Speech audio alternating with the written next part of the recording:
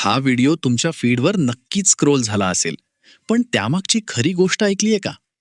ही कथा आहे डॉक्टर संतोष गोयल यांची, एका अशा शिक्षकाची ज्यांनी आयुष्यात फक्त आणि फक्त शिक्षणालाच आपलं ध्येय मानलं. अभ्यासात इतके झोकून दिलं की इंग्रजी विषयात त्यांनी PhD मिळवली.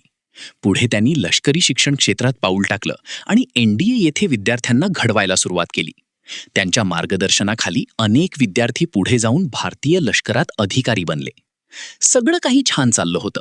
स्थिर करिअर, आदर आणि एक सुरक्षित आयुष्य. पण आयुष्याला काही वेगळंच मान्य होतं.